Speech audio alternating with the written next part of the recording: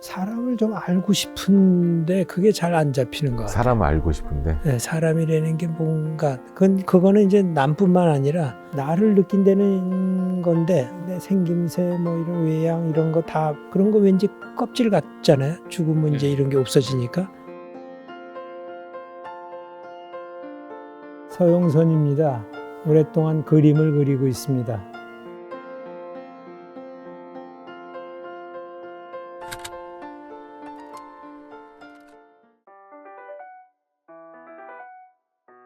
작업실 도느라고 너무 시간이 많이 걸린 것 같아요. 네. 워낙 또 이렇게 많고 그러다 보니까. 근데 제가 알기로는 또 뭘 또 지으셨다고. 여기서 좀 가까운 데다가 창고 겸 또 그림이 아닌 다른 자료들, 포스터라든가 또는 사진이라든가 이런 것들을 좀 정리해야 될 필요가 있어서 그런 공간을 마련하기 위해서 새로 만들었죠. 그래서 그런가 선생님다운 그 건물이랄까? 멀리서 딱 봐도 눈에 확 보이더라고요. 어떻게 보면 지금 선생님의 작업처럼 형태 이런 것들이 자연스럽게 좀 묻어나 있고 또 작업에도 그런 게 많잖아요. 다른 사람도 그리고 그림도 그렇고 내 그림도 그렇고 어떤 식으로건 그걸 그리는 사람의 모든 것이 녹아드는 거 아닌가 이런 생각이 들어요. 붓에 물감이 묻어서 묻혀지는 그 정도와 속도 이런 것들은 다 제가 숨 쉬고 호흡하면서 제 몸에 힘을 가하고 그 선을 끌어내려고 하는 내 온몸의 제스처가 녹는 거 아닌가 이런 생각이 들어요. 그것이 잘 그리든 못 그리든 하여간 그 인간의 그 신체의 호흡이 그대로 들어가는 거. 아마 거기다 조금 더 한마디 더 들어가면은 우리가 자기 집에서 산다고 하는 것은 어떤 식으로건 자기 집의 동선과 그 건축의 구조적인 측면이 자신의 심리에다가 끊임없이 자극을 하고 자신은 또 그 고정되어 있는 건축 건물의 공간 속에 자기 심리를 끊임없이 반영하면서 하루하루를 살아간다고 느껴지거든요. 그런 것들이 조형으로 드러나는 거겠죠. 그림 그리는 네네네. 사람한테는. 그러니까 선생님이 보면 이제 그런 공간, 그다음에 이런 여러 가지 부분에서 이제 계속 얘기하시잖아요. 그런 부분들이 그냥 오지는 않을 거라고 생각해요. 지금까지 살아왔던 환경, 그다음에 뭐 그런 부분들이 선생님한테 어떤 영향을 주지 않았었나. 제가 어렸을 때 본 물질이라고 하는 거는 이런 단어들이에요. 양철, 브록, 구멍 숭숭 난 그런 시멘트가 덜 섞인 그 모래, 굵은 모래가 섞인 그런 구멍 숭숭한 블럭. 저는 제 그림의 조형 요소도 그런 거에서 어렸을 때 형성된 것도 영향이 있겠다 이런 생각이 들어요. 그런 것들은 되게 물질과 부딪히거나 만날 때 그렇게 압착이 딱 되거나 직선이 딱 맞는 게 아니라 굉장히 인간의 호흡이 그대로 강하면 강한 대로 약하면 약한 대로 이렇게 물질과 상당히 날 것처럼. 그렇죠. 인간의 호흡이 그냥 직접적으로 닿았겠죠. 저는 그것이 굉장한 조형적 특성이라고 봐요. 물감을 갠다는 거는 어떻게 보면 물감이라는 안료라고 하는 물질과 신체로 다 계속 대화하는 겁니다. 하루 종일. 우리는 물감을 왜 개겠어요? 개면서 색도 선택하지만 그 물감의 액체를 개면서 자기 손의 피 속으로 흘러들어오는 그 끈적임과 농도에 대한 감각을 자기한테 맞게 조절하는 거예요. 이걸 표현하고 싶다 이런 거죠. 이것을 즐기기도 하고 노동처럼 생각하기도 하고 그것을 과학적이라고 생각하기도 하게 그럼 그런 거죠. 거를 어릴 때부터 좀 좋아하셨던 건가요? 그건 잘 모르겠어요. 단지 저희 아버님이 지금으로 치면 이제 동네에 조그만 집도 좀 짓기도 하고 직접 막 이렇게 흙벽돌 같은 것도 직접 만드셨어요. 제가 거기에 참여를 저희 집에 아들이 하나예요. 근데 어리지만 그래도 또 남자라고 이제 아버지가 데리고 가서 이제 같이 일도 시키고 뭐 흙도 끌고 지금도 그래서 제가 입체 작업 같은 걸 조금씩 하는 거는 어렸을 때 그런 물질을 다뤘던 게 굉장히 도움이 되는 것 같아요. 사실 어떻게 보면 그 시절에 그림을 그린다 이런 게 사실 어렵잖아요. 네. 뭐 지금도 사실 어렵지만 예전엔 더욱더 더 어렸을 텐데. 직접적인 계기는 어떤 면에서는 제가 대학을 여러 번 떨어진 게 미술 쪽으로 가게 된 계기가 직접적이고 군대를 갔다 와서 다 중고등학교 때 공부한 것도 많이 잊어버리고 근데 이거는 좀 쉽지 않을까 이렇게 단순하게 처음엔 좀 생각을 했어요. 제가 집안에서 가장이 앞으로 될 것 같고 아들이니까 돈은 벌어서 가족을 해야 한다는 그런 생각도 어려서부터 저는 좀 했었고 그래서 뭐 중동해를 갈 생각을 하고 돈 벌려. 군대 갔다 와서 장비 같은 걸 배워서 갈까 이런 생각을 하다가 신문에서 이제 보고 아 이게 예술 같은 거가 가능하지 않을까. 신문에서 어떤 걸 보고? 신문에 어떤 아마 이중섭에 대한 어떤 고난을 겪으면서 굉장히 훌륭한 일을 했다고 하는 조그만 기사였던 건데 내가 옛날에 만화 같은 거 잘 그렸으니까 혹시 이런 데 갈 수 갈 수 있으리라 이렇게 생각을 한 거죠. 군대에서 보니까 학교를 간 사람들이 좀 대우받는 것 같더라고요. 예를 들면 신병 교육대 같은 데 보면 대학 나온 사람 손 들어 그러면 손을 못 들고 청년기에 그 남한테 자꾸 지져갖고 그런 게 자기 가슴에 되게 한처럼 이렇게 죄책감 가족에 대한 미안한 감도 들고 집안도 경제적으로 저를 잘 돌보지 못한 면도 있었지만 제 자신도 그런 뭐 성적 호기심 친구들 좋아하고 그러니까 자꾸 밖으로 이제 도는 겉돌게 거죠. 되고 예, 학교 생활을 학교를 잘 잘 안 안 가고 뭐 이런. 그러니까 당연히 이제 대학교도 계속 떨어지게 예, 그게 한 6, 7년간을 저한테 아주 인생에서 짓눌렀던 그런 어려운 시기였던 것 같아요. 제가 그 산동네였는데 거의 정상에 가까운데 조그만 방에 처음엔 살다가 나중에 조그만 집으로 옮겨가고 그랬는데 집에서는 공부하는 것처럼 나갔지만 나가서는 친구들하고 어울리고 왜 그랬는지 모르는데 그 구두 닦는 친구들하고 하루 종일 같이 있는 거예요 그냥. 그러고선 저녁 때 올라갈 때는 그렇게 무거울 수가 없어요.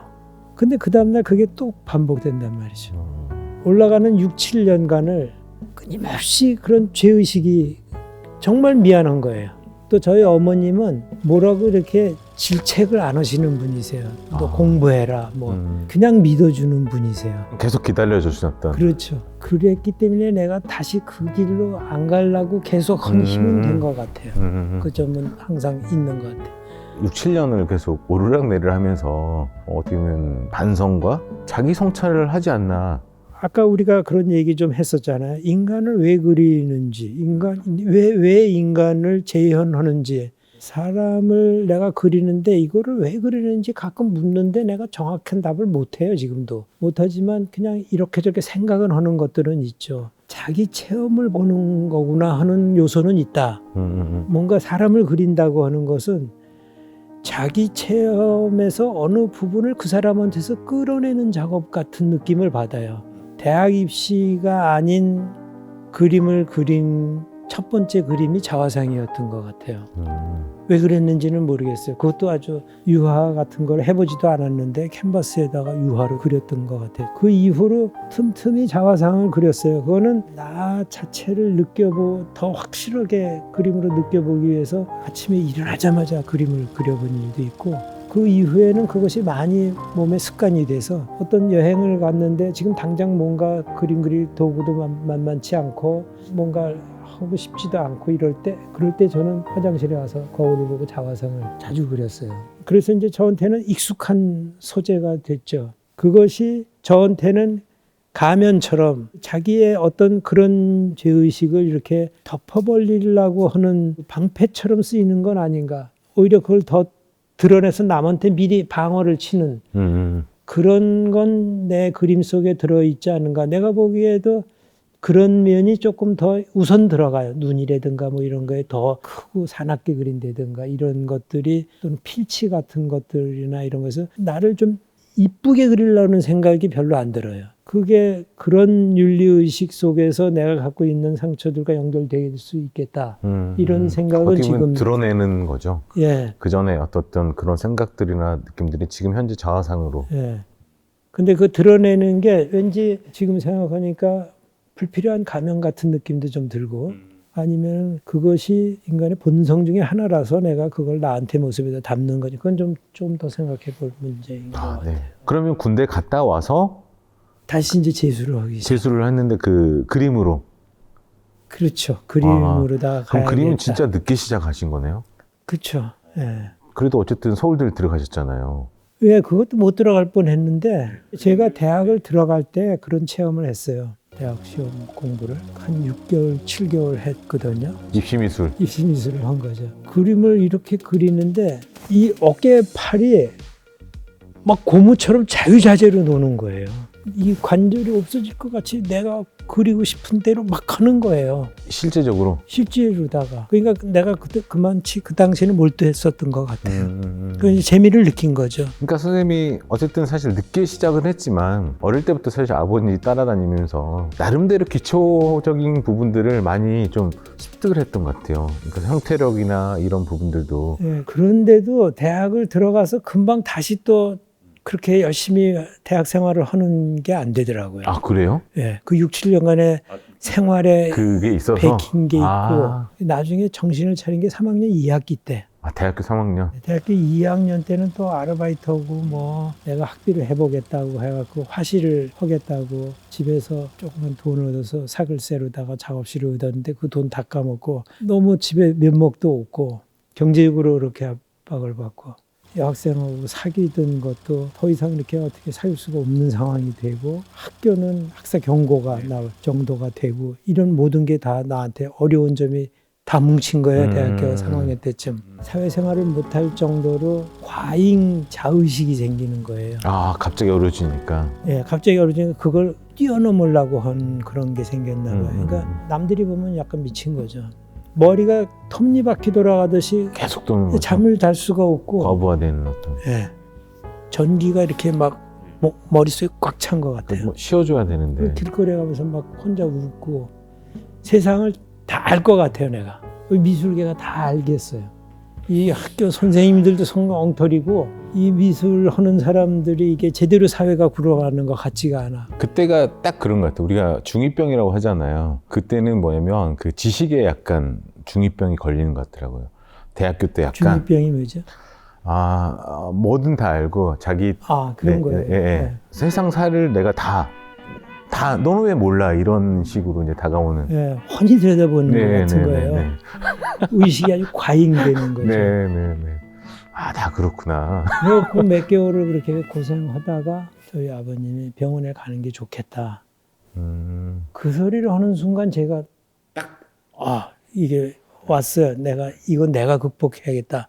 나를 믿어줘야 할 부모도 나를 이해를 못하는구나. 이런 서운함과 그걸 극복해서 내가 증명해 보이겠다는 그때부터 이제 공부를 3학년 2학기 때부터 다시 이제 체계적으로 좀 공부를 해. 그때 어떤 글을 읽었어요. 구조주의 언어학 같은 이론 같은 건데 미술의 현대 미술에서 어떤 이제 새로운 흐름인데 그걸 읽으면서 내가 거기에 나오는 용어들이 너무 낯선 구조주의 용어들이 프랑스 철학 언어들이고 거기에 제가 갑자기 확 그냥 아마 어떻게 생각하면 내가 미술을 선택한 거에 갖고 있었던 열등의식 같은 게 극복되는 과정이기도 한 것 같아요. 네네. 이 그림이라는 게 그런 학문들과 다 엮여 있구나 이런 생각을 갖게 됐어요. 그런 글로다가 알기 시작을 하면서. 그전에는 다르게 봤는데. 예, 그때부터는 굉장히 열심히 했었던 것 같아요. 그래서 어쨌든 좀 인정을 받으셔가지고 또 이제 그 교수가 또 되셨잖아요. 제가 4학년 때 중앙미술대상전에서 학생으로서 작품을 냈는데 그게 특선이 돼서 그때부터 좀 이미지가 전에는 좀 안 좋았었는데 이미지가 좀 선생님들한테 좋아졌어요. 이제 상을 받으니까. 처음에 이제 학교 강사를 했죠. 어느 대학에 모교에서도 강의를 하다가 전임 교수 기회가 됐을 때 그때쯤 해서야 제가 교직이라는 게 있다는 걸 알았어요. 그리고 나도 그 가능성이 있다는 걸. 그냥 예술가라는 거를 내가 한다 하는 이런 애매모호한 생각 속에 있었지 예술가가 되기 위해서 어떻게 길을 가야 한다는 거에 대한 거는 전혀 방법도 몰랐고 어머니하고 가족이 먹고 살 게 없는데 어디서 돈을 주는 일거리가 있으면 해야죠. 그림을 팔던 아르바이트를 하던 학교 강의를 하던 생존 있잖아요, 그거는. 그렇죠. 예. 전임을 하려고 그러고 이런 것 중에는 연구실이 작업실을 쓸 수 있다는 거가 굉장히 큰 저한테는. 그렇죠. 예, 실질적으로 따져가 보면 그거 작가 본인에게는 그래요. 지금도 젊은 작가들이 작업할 공간이 없는 작가들이 얼마나 많습니까? 맞아요. 그때는 더 했거든요. 예. 지금 생각하면은 정리하니까 이런 얘기를 하지 그 당시에는 그냥 지푸라기 들도 하나 기회가 되면 잡는 거로다가 음. 그런 자리가 생기니까 한 거고 그랬는데 실제로다가 해보니까 저는 교육도 굉장히 보람이 있었어요. 저한테는. 제대로 잘 했는지는 모르지만 하여간 그런 보람도 있고 저한테도 어느 정도 저는 좀 맞는다고도 생각을 했어요. 그런데 학생들이 그림 그리는 거 보고 있으면은 나도 집에 가서 그림 그리고 싶은 거죠. 그런 갈등과 학생을 잘 가르쳐야 하는데 머리를 써야 되는데 그런 갈증이 항상 이렇게 있는 게 항상 아쉬운 게 누적됐고 계속 이제 쌓이는 거죠. 네. 네. 2004년 이런 때는 1년에 작품을 10점도 못하고 5점도 못할 정도로다가 이렇게 내 시간이 흩어져서 좋은 전시를 할 수 있는 기회를 받은 걸 할 수 없을 정도로다가 작품도 많이 못한 게 그런 게 나를 굉장히 자극시킨 것 같아요. 계속 이제 누적된 거죠. 그런 네. 부분들이. 네. 정말 하고 싶었던 부분들. 네. 지금 그거를 해서 좀 더 일찍 좀 학교에 나오셨고. 사실 이게 갑자기 또 바뀌지는 않잖아요. 근데 내가 결심이 대단했어요. 음. 정말 한 10년은 내 최선을 다 한다는 생각으로 했어요. 난 이거로다 이제 아주 끝을 보겠다. 나는 젊었을 때와는 또 다른 포석이죠, 일종의. 그렇죠. 네, 더 내가 뭘 행복할 게 뭐가 있나 이런 생각이. 내가 바랬던 거는 이거 하나인데 모든 거를 다 그리는 쪽으로 다 모든 걸 다 바꿔서 그냥 시간을 그쪽으로 다 시스템을 했어요. 다해 완전하게. 네, 내 생활 자체를 갖다가 거기다. 또 기회도 그렇게 막 여기 주어지기 시작을 한 것 같아요. 큰 전시도 의뢰가 들어오기도 하고. 그러면 이제 선생님은 그 추후에 어떤 작가로 좀 남고 싶으세요? 저는 생각이 이렇게 뭐 뒤에 뭐가 되고 싶고 이런 생각은 별로 하는 편은 아닌 것 같아요. 근데 평소에 내가 작업을 뭘 하고 싶다 해서 그런 근거를 찾을 수는 있겠죠. 사람을 좀 알고 싶은데 그게 잘 안 잡히는 것 같아요. 사람을 알고 싶은데. 네, 사람이라는 게 뭔가 그거는 이제 남뿐만 아니라 나를 느낀다는 건데 나를 내 생김새 뭐 이런 외양 이런 거 다 그런 거 왠지 껍질 같잖아요. 죽으면 이제 이런 게 없어지니까. 어떤 때는 숨 쉬면서 내부에 있는 어떤 신체 그 내장 같은 거에 감각 같은 게 이렇게 몸으로 뿜어져 나오는 느낌 같은 게 있거든요. 그런 걸 어떻게 설명하나? 선생님은 그림으로 그렸죠. 네. 그러니까 근데 그게 이제 잘 안 되니까 네네. 네, 계속 해보지만 그러니까 어떻게 보면 그 겉이 아니라 본질적인 부분으로. 예, 그런 거를 좀 보여주고 싶은데 뭘 그렇다면 선생님이 생각하는 예술이란 어떤 건가요? 글쎄요. 예술이라는 게 제 단어로는 인간이 갖고 있는 멋 같은 건데 인간이 갖고 있는 어떤 멋이 드러나는 현상 같은 거라고 볼 수 있는 것 같아요.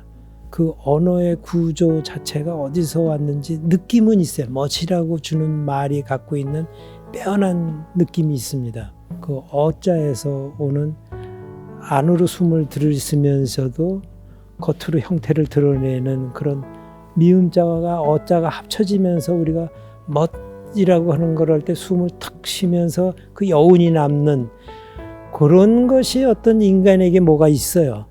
근데 그런 것들이 이제 어떤 자연의 현상과 만나면서 그 사이에 예술이라는 게 있는 것 같아요. 제 생각에는. 예술을 논한다는 건 정말 어려운 문제지만 제 지금 떠오르는 생각은 그런 거인 것 같아요. 근데 상당히 멋스럽게 말을 하시네요. 그런가요? 네. 네. 그러니까 어쨌든 선생님은 늘 안으로 들어갔다 나오고 네. 어떤 이런 제스처들 뭔가 진짜 그 가슴 속에서 뭔가 헐헐 끌어오르는 것 같아요. 뭐 추워서 그런지 모르겠지만 이렇게 뭔가 끌어올라서 네. 어떻게 보면 생각하는 부분들 많이 저한테 좀 던져준 그런 인터뷰가 됐던 것 같아요. 긴 시간 오늘 얘기해 주셔서 너무 고맙고요. 네. 네, 선생님 계속 지켜보겠습니다. 네, 오늘 제 얘기를 들어주셔서 고맙습니다. 네, 감사합니다. 네.